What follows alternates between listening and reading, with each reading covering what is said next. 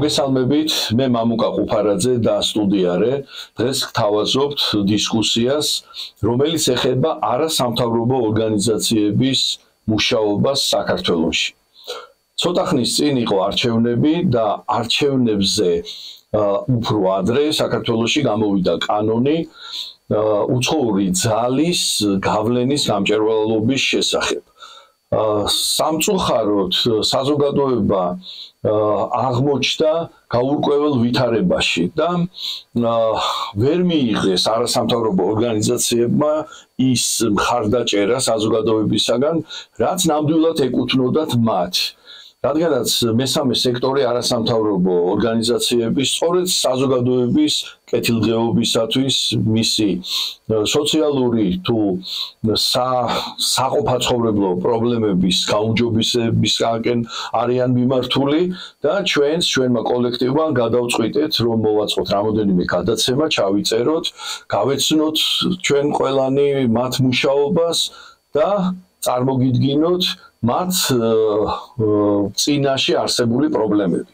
ჩვენთან დღეს სტუმრად არიან არასამთავრობო სექტორის წარმომადგენლები მარინა ფოჩხუა, დევნილ ქალთა ასოციაცია თანხმობის თანადამფუძნებელი და მხარდაჭერის სახლის დირექტორი. ასევე ქალბატონი მერი ბიწაძე, რომელიც წარმოადგენს საქველმოქმედო ჰუმანიტარულ ცენტრ აფხაზეთს და არის მისი სტრატეგიული განვითარების მენეჯერი. დიდი მადლობა მოგზაურობისთვის, ქალბატონებო. მადლობა მოწვევისთვის. ჩვენ სტუმრად ვიყავით რეგიონებში, გავეცანით თქვენ საქმიანობას, თქვენს მიერ დაფუძნებულ ორგანიზაციებში. ეხლა მოდი მაყურებელს ვანახოთ ეს სიუჟეტები და შემდეგ ვისაუბროთ. პირობები გვაქვს არაჩვეულებრივი. მოკლედ სიბერეკი ახალგაზრდობა დავიწყეთ მე მგონი. და მართლაც სიცოცხლის გამახანგრძლივებელი გახდა ჩვენი ეს დაწესებულება. ცოტა სხვა სიტუაცია მეგონა სანამ მოვიდოდი აქ, მაგრამ ისეთი ნორმალური ხალხი ყველაფერი სიამოვნებით მოვდივარ ეხლა შაბათი კვირა აღარ მინდა რომ იყოს, მინდა რომ ერთად ვიყო. ჩვენ ვიმყოფებით ეხლა ქალაქ დმანისში, დმანისის ცენტრში, სადაც 2021 წლიდან ფუნქციონირებს მხარდაჭერის სახლი, რომელიც დაფუძნდა ორი არასამთავრობო ორგანიზაციის, ქალთა ასოციაცია თანხმობასა და ავსტრიული ორგანიზაცია Hilfswerk International-ის მიერ. პენსიაში ვიყავი, მე დამეღუპა და გავიგე რომ აქ ცოტა სიმშვიდეა, ავდექი და მოვედი. მართლა იმან გადამატანინა. იმიტომ ოჯახში ძალიან დიდი ტრაგედიები გადავიტანე 1-2 წელიწადში ჩემი დედმამიშვილები გადამეცვალა და აქ მოცვით აი ძალიან ბევრი რაღაც თითქოს რა თქმა უნდა ის არ დამავიწყდა ჩემი ტრაური და ჩემი ისა, მაგრამ ყველაფერს აკეთებენ იმისთვის რომ მე ხელი შემიწყონ და ცოტა ჩავდგე მეც მაშინ და ძალიან მაყოფილი ვარ მაგით ყველაფრით.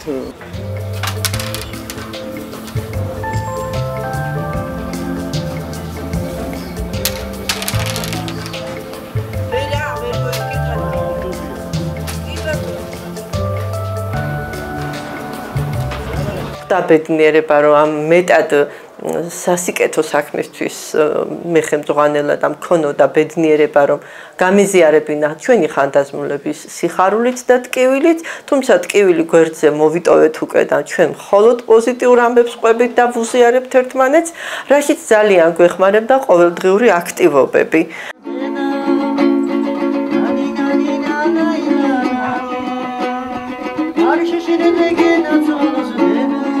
ადგილობრივი ვარ, აქ დაბადებულ გაზრდილი და აქ მივახციე სიბერის ზღვარს.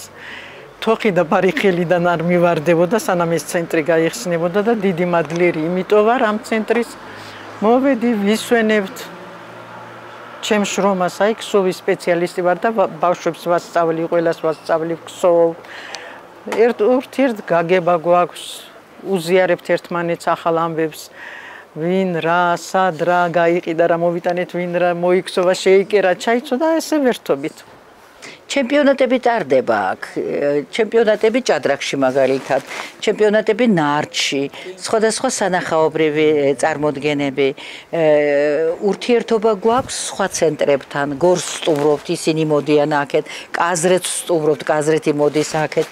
ამ ექსკურსიების და განხორციელებული კულტურული ღონისძიებების დროს ჩვენ დავინახეთ, რომ სიბერე მხოლოდ ასაკია. ამ შემთხვევაში მათთვის გამოავლინეს ისეთი შესაძლებლობები, დავინახეთ ისეთი რესურსი, რომელსაც მანამდე ვერც კი დავიჯერებით. ის კი არა, თვითონ მათაც აღმოაჩინეს ისეთი რესურსი საკუთარ თავში, რომლის შესახებაც თურმე არც კი იცოდნენ.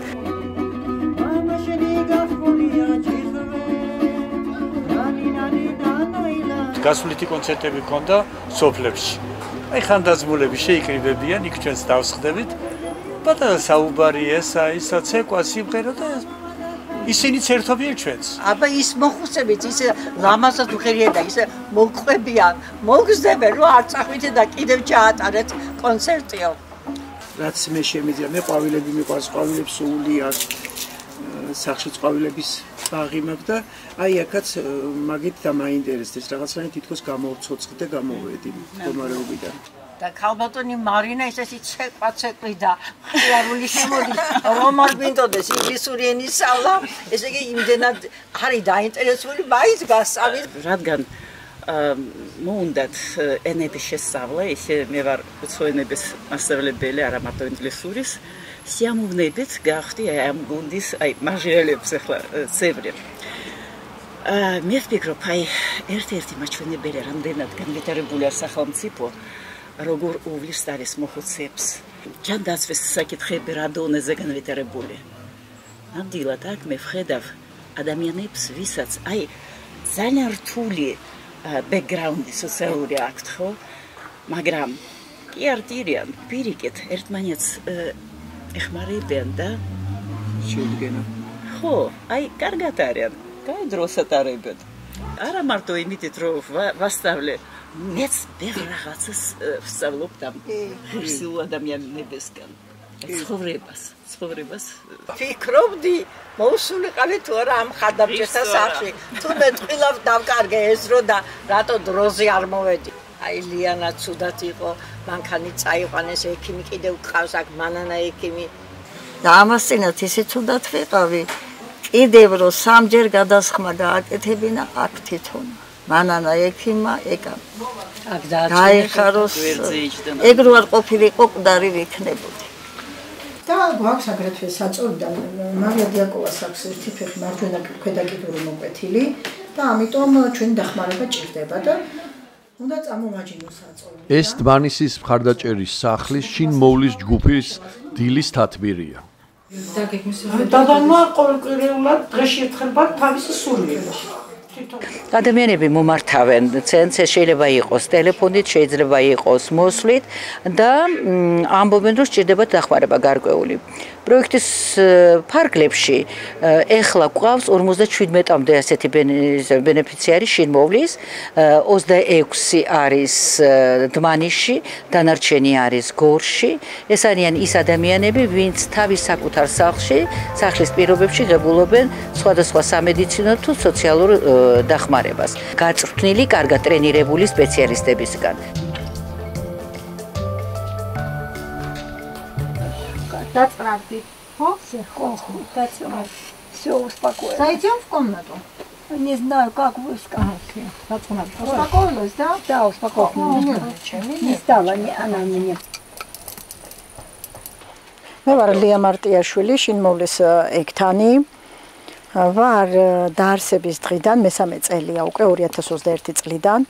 გავიარე ბევრი ტრენინგები, ვიყავი ავსტრიაში, იმათი მუშაობაც გვაჩვენეს, ჩვენიც ვაჩვენეთ და ეს პროგრამაში თვითონ მარია დიაკოვა გვიან შემოგვიერთდა. ამიტომ დროულად ჩავერიეთ, მოხდა ჩვენი მითითებით ამპუტირება ფეხის. აი ჩვენი გუნდი ყველა ერთად ჩავერთეთ და ბინაზე მოვხსენით ძაფების, ბინაზე მოუარეთ ჭრილობასაც და საუკეთესო შედეგი გვაქვს. აი ნახეთ როგორ გაქვს მარია. ნახე. და ცოტა. Теперь садись, встань. Давай, Аба. Как ты тренируешься так-то? Ты же сама все это делаешь. Вот так. Хорошенько поднимаемся. Вот так, хорошенько встань. Вот так. Если бы не ты, я не знаю, что было бы со мной. შინმოვლის სერვისების მიწოდება ხდება მათ ჩვეულებრივ საცხოვრებელ გარემოში, რომელიც სამწუხაროდ ძალიან მოუწყობელია ხშირად. ავსტრიის მოდელის ადაპტირებაზე როცა ვლაპარაკობდით, იქ ერთ-ერთი მთავარი პირობა არის სამუშაო კარგი გარემოს შექმნა. ამიტომ ძალიან მნიშვნელოვანი არის ჩვენს ბენეფიციარებს, ჩვენს ხანდაზმულებს, რომლებსაც სამწუხაროდ ხშირად არასახარბიელო საცხოვრებელი პირობები აქვთ, გაუმჯობესოთ შეძლების დაგავარათ ეს პირობები. თქვენ ახლა ნახავთ, რამდენი რამე შევუძინეთ ჩვენ ადამიანებს იმისთვის, რომ ზამთარში გამათბობლები ქონდეთ, იმისათვის, რომ ცხელი წყალი ქონდეთ, იმისათვის, რომ ვარჯიშის პირობები შეექმნათ, იმისთვის, რომ იატაკი იყოს არა უსწორმასწორო თიხის, არამედ ლამინატით დაფარული, შევუძინეთ საბაზანო ფართისთვის ნიჟარები, უნიტაზები, მოკლედ ყველაფერი ის, რაც შეძლების დაგვარად პროექტმა შეძლო საჩუქრად გადასცეს ამ ადამიანებს.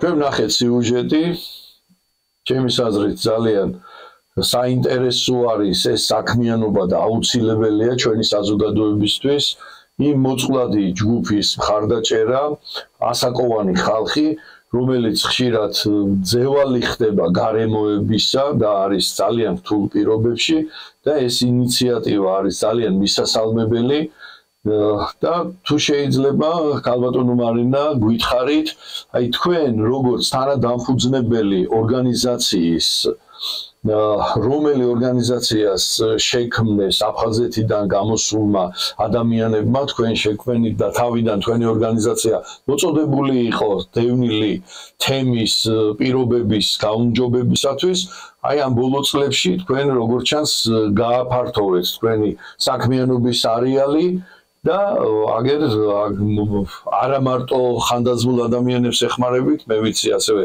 ახალგაზრდული პროექტებიც გაქვთ და აი როგორ მიხვედით აქამდე რა გამოწვევებმა გაიძულათ რომ ესე იგი გაგეშალათ თქვენი საქმიანობა. მოგესალმებით კიდევ ერთხელ, მადლობა დიდი მოწვევისთვის და მადლობა ამ ძალიან მნიშვნელოვანი თემის წამოწევისთვის, იმიტომ რომ არასამთავრობო ორგანიზაციები ძალიან ბევრს აკეთებენ რეალურად და ბევრ ადამიანს უჭირს სამწუხაროდ იმის იდენტიფიცირება და გაცნობიერება, რომ ბევრი სიკეთე, რომელიც მოდის მათ ცხოვრებაში, არის სწორედ ადგილობრივი და საერთაშორისო არასამთავრობო ორგანიზაციების დამსახურება. დევნილ ქალთა ასოციაცია თანხმობა დაფუძნდა ოფიციალურად 1996 წელს და მისი სულისჩამდგმელი იყო და არის დღემდე მისი ხელმძღვანელია იულა ხარაშვილი, მე არ შემიძლია არ ვთქვა ეს და ასოციაცია ამ წლების განმავლობაში ძალიან ბევრი მიმართულებით მუშაობს, ძალიან ბევრი ადამიანის პრობლემა სამწუხაროდ საქართველოში არსებობს და შესაბამისად თუ დღიდან ჩვენი დაფუძნებისა ჩვენ ძირითადი აქცენტი იყო დევნილი ქალები და მათი ოჯახის წევრები, დღეს ეს უკვე არის ადგილობრივი თემების დამხდური თემების პრობლემებიც. როგორც თქვი, ასოციაცია ამ წლების განმავლობაში ძალიან ბევრი მიმართულებით მუშაობდა და მუშაობს. დღეს აქცენტს გავაკეთებთ ალბათ ხანდაზმულ ადამიანებზე, რადგან თემა ჩვენი საუბრის არის სწორედ ეს ადამიანები, სამწუხაროდ ძირითადად მოწყვლადი ჯგუფია ეს. 2011 წლიდან ქალთა ასოციაციამ დაიწყო მუშაობა ამ თემაზე და სიმართლე გითხრათ, მაშინ არც მეგონა თუ ამდენი პრობლემის წინაშე იდგა ეს ჯგუფი ჩვენი საზოგადოების.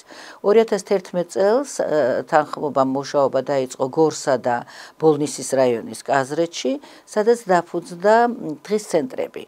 2011 წლიდან ეს იყო ევროკავშირის პროექტის ფარგლებში, შემდეგ უკვე 2016 წლიდან 2018 წლიდან უკვე მუნიციპალიტეტებმა აიღეს თავის თავზე თანადაფინანსება, შემოვიდნენ წილობრივად ამ პროექტების განსახორციელებლად, რაც დღემდე გრძელდება. თუმცა ბოლნისის მუნიციპალიტეტში რაღაცა წვეტა მაინც იყო, რაღაცა პერიოდის განმავლობაში, თუმცა 2024 წლის შემოდგომიდან კვლავ განახლდა ეს თანამშრომლობა. ქალბატონო მარინა, თუ შეიძლება მაინც განვუმარტოთ, შეიძლება ყველა მაყურებელმა არ იცის, რას ნიშნავს დღის ცენტრი.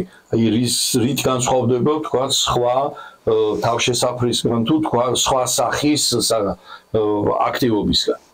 დიახ.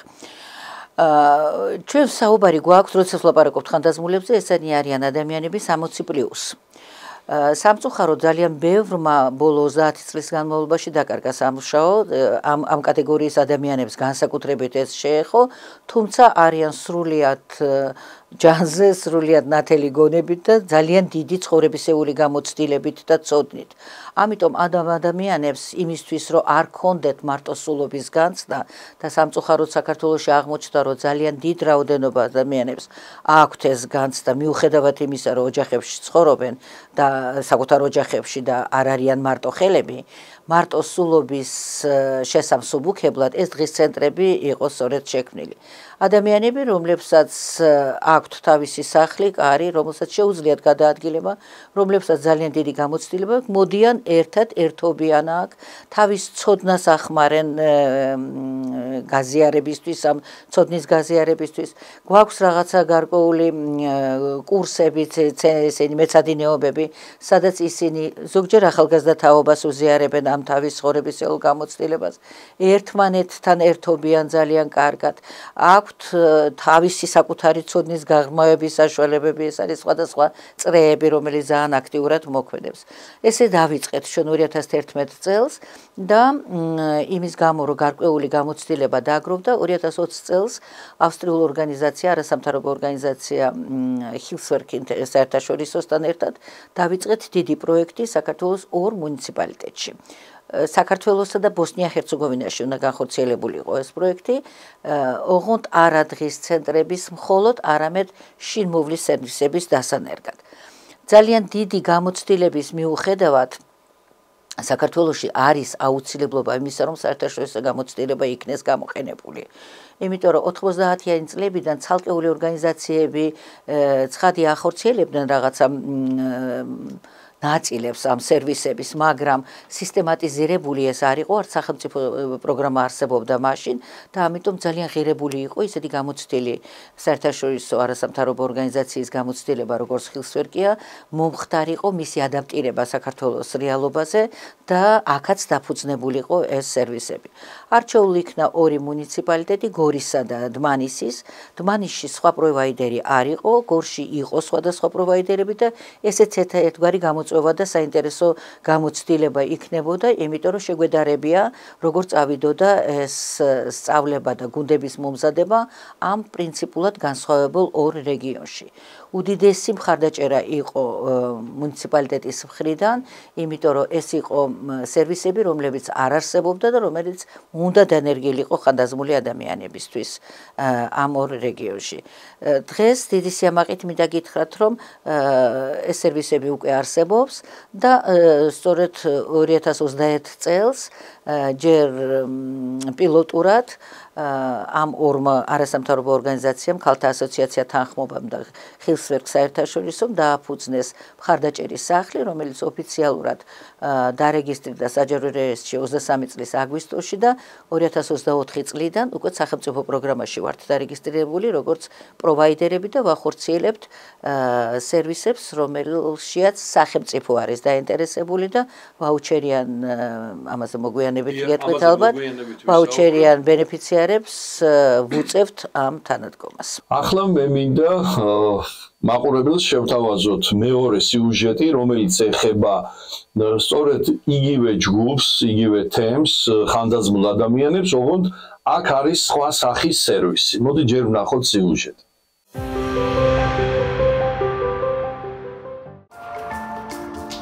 ეს ამეგრელოს სოფელი რუხია. სწორედ აქ, კონფლიქტის ხაზიდან 1 კილომეტრში მდებარეობს მრავალფუნქციური სათემო ცენტრი ჩემი მორდუ. შენობის პირველ სართულზე მდებარეობს ხანდაზმულთა 24 საათიანი ზრუნვის ცენტრი. 3 ოთახში 11 ბენეფიციარია განთავსებული. როგორც ადგილობრივ ისე ცენტრალურ ხელისუფლებასთან თანამშრომლობით, საერთაშორისო დონორებთან თანამშრომლობით, შესაბამისად გავუშვით პილოტი გაეროს განვითარების პროგრამის დახმარებით და ეს არის შენობა, რომელიც გადმოგვცვა ზუგდიდის მერიამ დროებით სარგებლობაში, რომ ძალიან ბევრი სხვადასხვა საჭიროების მქონე ადამიანს მივაწოდოთ შესაბამისი სერვისი. მიგვირს მე ხანდახან მიგვირს. ისე მდგომარეობა გვაქვს თქვენ აქან ჩვენ. საჭმელები არ გვაგვია. ხან ნემსია გასაგზებინი, ხან იქით, ხან აქეთ, ხან იქით. რას ამბობ? ყველაფერი გზა, ყველაფერი. ჰაერის შეგუმშა მომიხდა და გვდები გასი. იმ ძურზე მოვიდა სპეციალისტები სასწავლო.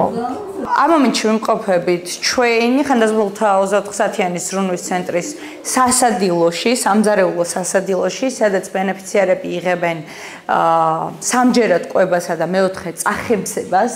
ნამდვილად აღსანიშნავი ფაქტია, რომ ძალიან დიდი წვლილი აქვს გაეროს განვითარების პროგრამას ამ ცენტრის ჩამოყალიბებასა და ფუნქციონირებაში სხვა დონორი ორგანიზაციების ჩართულობით, რა თქმა უნდა. ღამის 2 საათზე რო გაგიჭირდეს, აბა თუდად გახდება, იმ თუთას ღამის დილა, საგამო ქალბატონები აქ ძალიან ყურადღებიან, აი ეკლესიის წინ ვართ. და ყოველდღიური მივოცებით, რომ ამ ქალბატონებს სიკეთე არ მოკლებოდეს ოჯახებს. იმოდნენ და ყურადღებით და იმოდნენ და პატივისცემა გვაქვს, რა ვიცი, როგორ ავწნა. და რამდენი მადლობა ვთქვა. ჩემი ფუნქცია არის სრულა ბენეფიციარებზე. როგორც მოძვულით, კი ბატონო, ჩემი მეორე ოჯახი არის. როგორც არის ოჯახური გარემოც არის და ვცდილობ, რომ ვაგრძნობინო თავი ისე როგორც ოჯახში. ჩვენ გადავამზადეთ კადრები, რომლებიც დღეს მუშაობენ და აწვდიან სერვისებს და მზრუნველობას არაკლებენ ჩვენს ხანდაზმულებს. შესაბამისად, დროთა განმავლობაში პროგრამა გახდა თვითკმარი და დღეს ფინანსურად უზრუნველყოფს ყველაფერს ჯანდაცვის სამინისტროს ვაუჩერები. აღსანიშნავია ისიც, რომ სამეგრელოს რეგიონში ხანდაზმულთა თავშესაფარი არ არსებობდა და ეს არის პირველი და დღემდე ერთადერთი თავშესაფარი, სადაც ხანდაზმულები ცხოვრობენ 24 საათის განმავლობაში. რა გიხარ შვილო, მქონდა იდეალური ცხოვრება, სამსახური, კომუნალური განყოფილება, კომუნისტები მიმუშავე. მომიგდა ქმარი, მომიგდა შვილი, მოხდი მორდო. ჩემი მეორე ოჯახით მე ბევრსაცი გაწუხებებ. მე მაგდა სისხლო სახში აღარ ამყავ. მე ვყავს ჩემი გოგოები, შემოვიდე მაგა. დედაშვილად მეკცენია ბებო. შემოიგე. ხანდაზმულთა ზრუნვის ცენტრს შინმოვლის პროგრამაც გააჩნია. შინმოვლაზე კოორდინატორი ვარ. არიან სოცმუშაკი ჩართული, ექიმი, მომულელი და ექთანი. ძირითადად არის მწოლეარები. მწოლეარი ბენეფიციარი, რომელსაც მართლაც რო ეკუთვნიან აი შინმოვლის პროგრამაზე მისვლა და აი დახმარება, ელემენტარული რაღაცა პირველადი დახმარება რო გაუწიოთ ამ ბენეფიციარებს.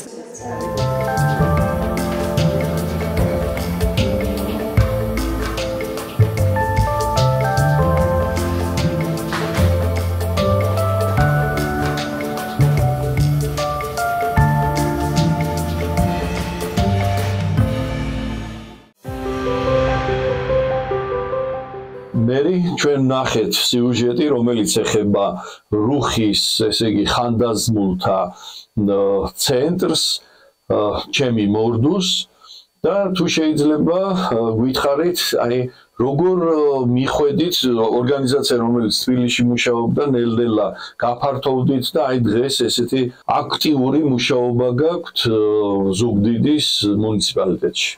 მადლობა მამკა პირველ რიგში სანამ მივალთ იმ კულმინაციურ მომენტამდე, როდესაც შეიქმნა სათემო ცენტრი სამეგრელოში, რა თქმა უნდა, ამ ყველაფერს პრეისტორია აქვს. ორგანიზაცია მუშაობს 1995 წლიდან და თავდაპირველად შეიქმნა დევნილთა სოციალური და ეკონომიკური ინტეგრაციისა თუ გაძლიერებისათვის, რასაც შემდგომ უკვე სხვადასხვა მოწყვლადი ჯგუფები დაემატა და დღეს მუშაობთ უკვე რამდენიმე მიმართულებით აბსოლუტურად ყველა მოწყვლადი კატეგორიის გაძლიერებაზე, თუმცა მისია იგივე გვაქვს, რომელიც უკვე 30 წელია აქტუალური არის, ეს არის ადამიანების სოციალური და ეკონომიკური გაძლიერება და ინტეგრაცია, რისთვისაც ყოველდღიურად ჩვენი ყველა თანამშრომელი საკუთარ მაქსიმუმს დებს.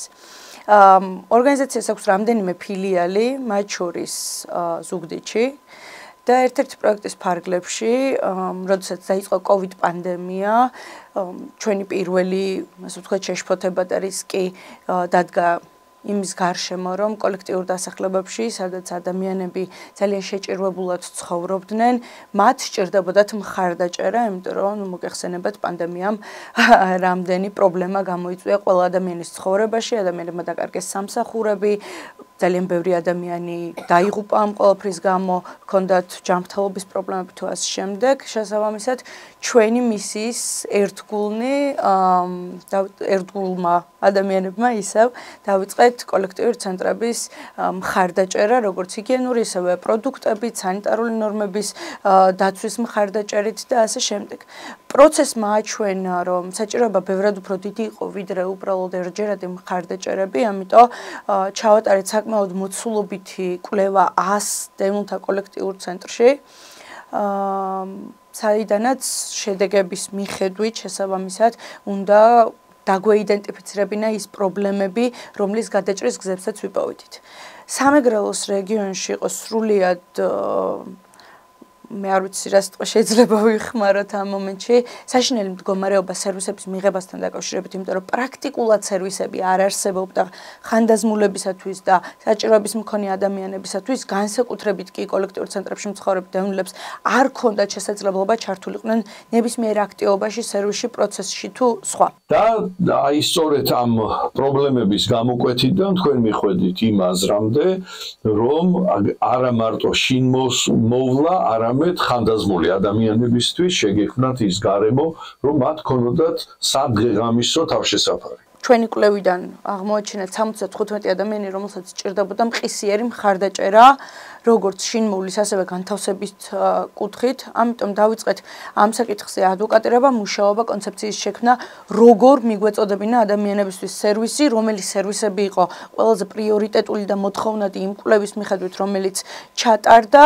შესაბამისად, შევქმნით კონცეფცია მულტიფუნქციური ცენტრისა, რომელიც არ იქნებოდა მხოლოდ რაღაც ერთი კონკრეტული სერვისის მიმწოდებელი და თან იქნებოდა რაღაც იდეების გენერირების ჰაბიც და ადამიანების მხარდაჭერის ცენტრი. ასევე საგულისხმოა ისიც, რომ რადგან ჩვენ მუშაობთ კონფლიქტი დაზარალებულ ადამიანებზე და ჩვენ მუშაობთ კონფლიქტის ტერიტორიებზეც,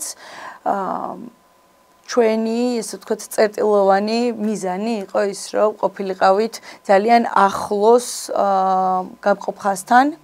შესაბამისად, დავიწყეთ მუშაობა ტერიტორიის ლოკაციის მოძიებაში, რისთვისაც რაშიც აბსოლუტურად ჩაერთო ზაობით, ღიაობით, ზუგდიდის მუნიციპალიტეტის მერია და გადმოგვცეს შენობა ნაგებობა სიმბოლურ ფასად 10 წლის ვადით. შესაბამისად, ჩვენ უკვე სხვადასხვა დონორების მხარდაჭერით თუ ცენტრალური ხელისუფლების თუ აფხაზეთის მთავრობის მხარდაჭერით დავიწყეთ უკვე რემონტის გაკეთება, რეკონსტრუქცია, რენოვაცია, აღჭურვა და 1 წლის თავზე გავხსენით ცენტრი, რომელთაც ძალიან ვამაყობ პირადად მე, იმიტომ რომ ეს არის ჩემი პირველი პროექტი ამ ორგანიზაციაში მოსვლისას და ჩემთვის შვილებით არის.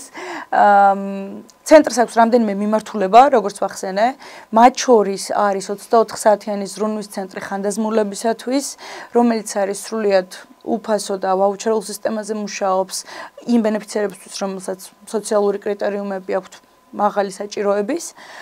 ასევე მუშაობს ცენტრიდან შინმოვლის სერვისი სამეგრელოს რეგიონში. მეორე სართულზე გვაქვს 6-დან 18 წლამდე შეზღუდული შესაძლებლობის მქონე ბავშვთა დღის ცენტრი და ასევე ამ შენობიდან ოპერირებს საკონსულტაციო დახმარების ცხელი ხაზი.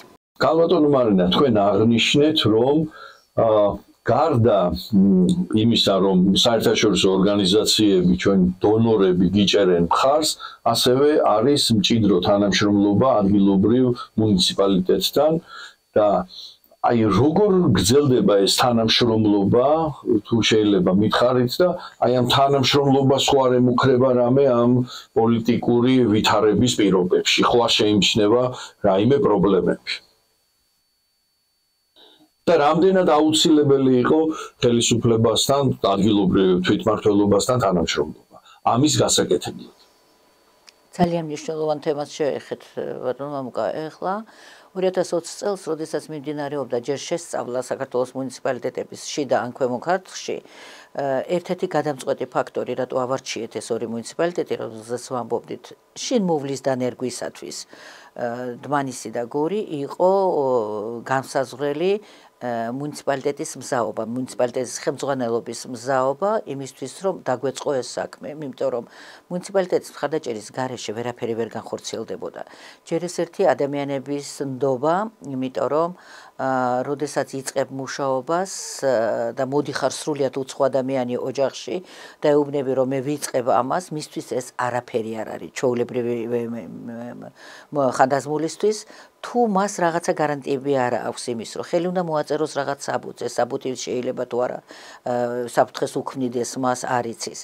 იწყება რაღაცა და დაიჯეროს თუ არა ამის და როდესაც შენ მოყვება მერის წარმომადგენელი თან, როდესაც მოყვება ვიღაცა მათთვის პატივსაცემი პირი, დმანის შემთხვევაში ეს იყო ადგილობრივი პედაგოგი, რომელიც მე ჩვენი ოფის მენეჯერი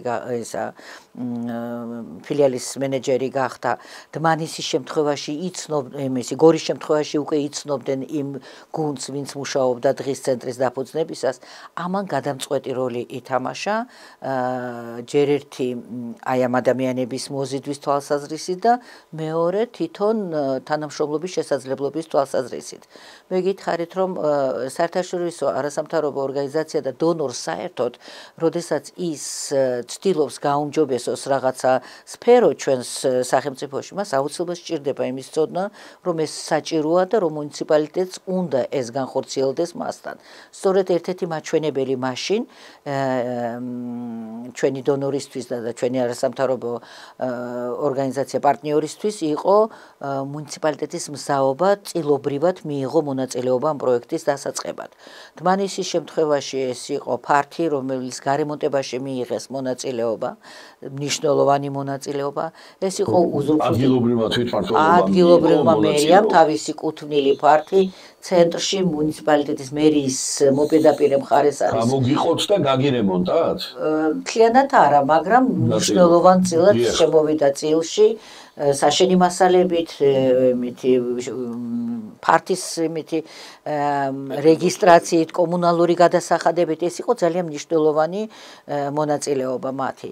მაგრამ ამით არ დამთავრებულა ეს ინტერესი მუნიციპალიტეტის, იმიტომ რომ ფართის გაფართოებაზე იყო საუბარი, გარემონტებაზე, ნებართვების აღებაზე, ამაში ყველაფერში ძალიან დიდ მონაწილეობას ღებულობს ორივე მუნიციპალიტეტი. მე მაგალითისთვის შემიძლია ამ ძიმე პერიოდში ის ხაზი, რაც მოდის ბოლო 1 წლის მანძილზე, დმანისის მუნიციპალიტეტი არის საოცარი ამ თვალსაზრისით. ეს ადამიანები მოწოდებული არიან მერი განსაკუთრებით და სოციალური სამსახური იმისაკენ, რომ არ შეეხოს რაიმე პრობლემა მათ ბენეფიციარებს. მოხუც ვერ ეტყვი, ბატონო მამუკა, დამთავრდა პროექტი და ვეღარ მოგაწვდი სერვისს. მოხუც ვერ ეტყვი, რომელიც გელოდება ჩვენს ექთანს ელოდება ან მოვლელს ელოდება, რომ ის დაეხმარება ყოველდღიური პრობლემების მოხმარებაში, ჰიგიენის მოგვარებაში, რომ დამთავრდა პროექტი ან რაღაცა პრობლემები გაჩნდა და აღარ იქნება ეს პროექტი. ამიტომ მოხუცები ის სათუთი ხალხია, ვისაც მოფრთხილება უნდა და ვისაც უნდა სჯეროდეს, რომ არ არის დამოკიდებული ვიღაცის კანონის მიღებაზე და ვიღაცის არასწორ გადაწყვეტილებაზე მათი დახმარება არ დახმარების თემა. ამიტომ მუნიციპალიტეტებთან ურთიერთობას ჩვენ მაინც ვაგრძელებთ, მიუხედავად ბევრი პრობლემისა, თუმცა მე სიამაყით შემიძლია ვთქვა, რომ ჩვენი მუნიციპალიტეტები ნამდვილად საამაყონი არიან ამ თვალსაზრისით. ქალბატონო მარინა, აი ვაუჩერს რაც შეეხება, ესო ადგილობრივი თვითმმართველობიდან არ მოდის, ეს მოდის ჯანდაცვის სამინისტროდან? ადგილობრივი თვითმმართველობიდან პირდაპირ არ მოდის, ვაუჩერებს აფინანსებს სახელმწიფო პროგრამა არის ეს. საქართველოში 2023 წლის ივლისში უნდა დაწყებულიყო ეს პროგრამა, თუმცა დაიწყო 2024 წლის იანვარში, მაგრამ რეგისტრაციის თემა იყო გართულებული, პროვაიდერად რეგისტრაციის პროცედურები არსებობს, რომელიც საკმაოდ რთული აღმოჩნდა, ბევრი ხარვეზი აღმოჩნდა, ნელ-ნელა იმედი გვაქვს, რომ აღმოიფრქვება ეს ხარვეზები, ყოველ შემთხვევაში 400 ვაუჩერი, რომელზედაც იყო თავიდან საუბარი. ვაუჩერი განვმარტოთ რას ნიშნავს მაყურებლისთვის? ვაუჩერი ეს არის ფინანსური მხარდაჭერის დოკუმენტი, ყოველთვიური ვაუჩერი, რომელიც მიეცემა ბენეფიციარს ხანდაზმულს, რომელიც მიმართავს ზრუნვის სააგენტოს იმისთვის, რომ მას ეს დახმარება აღმოუჩინოს სახელმწიფომ. ბენეფიციარმა უნდა მიმართოს, მერე ზრუნვის სააგენტო მიმართავს ცალკე ჯანდაცვის ორგანიზაციას, რომელმაც ბართელის სკალით უნდა შეაფასოს ადამიანის შესაძლებლობები, რამდენად სჭირდება მოხდეს მისი იდენტიფიცირება და დაჯგუფება ამ ბართელის სკალის მიხედვით და ასევე მუნიციპალიტეტის მონაწილეობა იმაში, რომ არ უნდა მონაწილეობდეს ეს ადამიანი სხვა მუნიციპალურ პროგრამაში, მსგავსი პროფილის პროგრამაში. ეს რამდენიმე რგოლი სახელმწიფო სტრუქტურების ღებულობს მონაწილეობას და როდესაც ადამიანს მიეცემა ან არ მიეცემა ვაუჩერი, ის ღებულობს ამის შესახებ შეტყობინებას, მერე მას შეუძლია აირჩიოს პროვაიდერი. თბანისის შემთხვევაში მარტო ჩვენ ვართ, გორის შემთხვევაში არის სხვადასხვა ორგანიზაცია. თუმცა ხარვეზები, ალბათ ამაზე მოგვიანებით ვსაუბრობთ, ძალიან ბევრი აღმოჩნდა, რომელიც ართულებს როგორც ბენეფიციარისთვის, ასევე პროვაიდერისთვისაც მუშაობს. დიდი მადლობა. მერი, რას დაამატებთ აი ამ სქემას? ძალიან საინტერესოა და თქვენ ფილმშიც აღნიშნავთ, ამ სიუჟეტში უпростоრეთ აღნიშნავთ, რომ დიდი ხელშეწყობა ჰქონდათ უზფრუქტის საშუალებით გადმოგეცათ თქვენ ეს შენობა, შემდეგ თქვენ იღებთ თქვენი თავშესაფარი იღებს ვაუჩერს, რომლითაც თქვენ ეხმარებით, თუ როგორ არის ეს უფრო კარგად თქვენ იტყვით. მოკლედ სიტუაცია იყო ესე, როგორც ყველა ორგანიზაციის შემთხვევაშიც, რომ ვაუჩერებს აქვს იმდენ წირი დაფინანსება, რომ შეუძლებელია ვაუჩერული დაფინანსებით ამხელა ცენტრი გააკეთო და სერვისი მიაწოდო ადამიანს. ამიტომ ყველა მხარის ჩართულობას აქვს გადამწყვეტი და ძალიან დიდი მნიშვნელობა, როდესაც იქნება მსგავსი სერვისები. ქალბატონმა მარინამ აღნიშნა, რამდენად მნიშვნელოვანია საერთაშორისო არასამთავრობო ორგანიზაციების გამოცდილება და მათი ფინანსური მხარდაჭერა, როდესაც ვქმნით სხვადასხვა სერვისს. ასევე უმნიშვნელოვანესია ადგილობრივი და ცენტრალური ხელისუფლების მზაობა, მიმღებლობა და ჩართულობა პროცესებში. ჩვენი ცენტრი არის ერთადერთი მთელ სამეგრელოში, პირველი და დღემდე ერთადერთი, რომელიც ბენეფიციარებს ხანდაზმულებს 24 საათიან სერვისს უწევს. ამიტომაც ეს პროცესები ყველა მხარისათვის ძალიან მნიშვნელოვანი იყო. შესაბამისად, ჩვენ მივაღწიეთ ყველა კონსენსუს კოოპერაციას ამ ცენტრის შესაქმნელად, ისევე როგორც ყველა ნებისმიერი სერვისის შესაქმნელად, რომელიც მასში არის და იქიდან იმართება, იმიტომ რომ ეს ყველაფერი არ მომხდარა ერთ დღეში და რა თქმა უნდა ძალიან დიდი ბიუროკრატიული პროცესების შედეგია.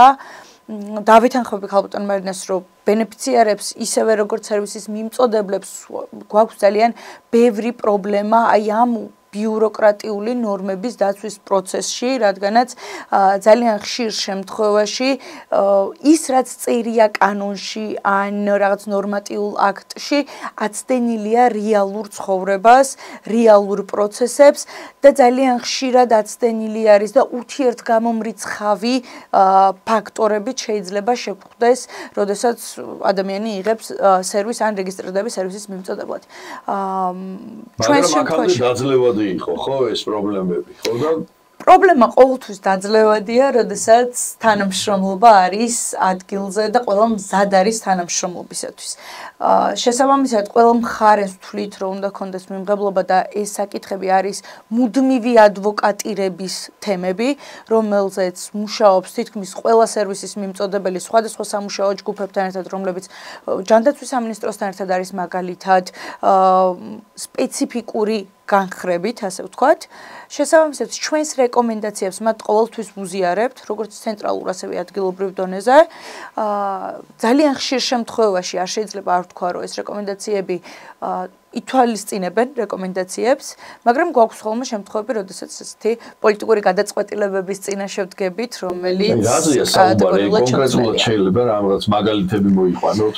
რას ითვალისწინებენ თუ რა ვერ გაითვალისწინებს? კი ბატონო, მაგალითად, მაშინ მოვაზე რადგან ვსაუბრობთ და ორივე წარმომადგენელი შინმოვლის სერვისის მიმწოდებელი ვართ, კი ბატონო და ქალბატონ მერნეც დაამატებს თავისი კუთხით დარწმუნებული ვარ ამ საკითხზე, მქონდა ძალიან დიდი პრობლემები თავიდან ბენეფიციარის რეგისტრაციაზე, რომელიც არის მარტოხელა და უნდა რომ სერვისი მიიღოს, იმიტომ რომ უნდა იყოს მწოლიარე მაგალითად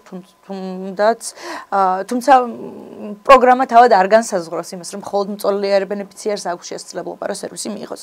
ასევე მქონდა მეურვის დამტკიცების, მეურვეობის დამტკიცების პრობლემაზე, რადგანაც თუნდაც პირდაპირ მემკვიდრე შვილი, რომელიც არის ადამიანის, ისიც კი არ არის უფლებამოსილი, მან დაარეგისტრიროს თავისი მშობელი.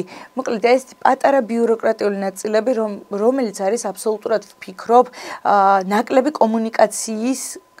კომუნიკაციისგან გამოწვეული და სხვადასხვა სტრუქტურების მეტი კოლაბორაციის საჭიროების შემთხვევაში ძალიან დაძლევადი. თქვენ რა დაამატებთ ამ პრობლემებს, რა გამოწვევების წინაშე დგახართ დღეს?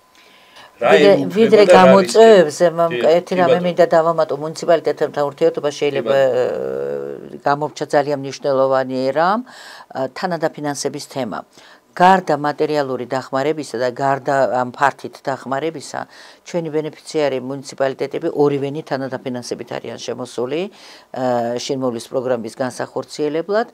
ეხლა წელს დმანისმაც და გორმაც გაზარდეს ეს თანადაფინანსება, როგორც შინმოვლის მიმართულების ბენეფიციარებისთვის, ასევე თხის ცენტრის. რაოდენობაც გაიზარდა? შესაბამისად გაიზარდა, ხო, რა თქმა უნდა. ეს არ არის გამოიწვიან? არა, ამან კი არ გამოიწვია.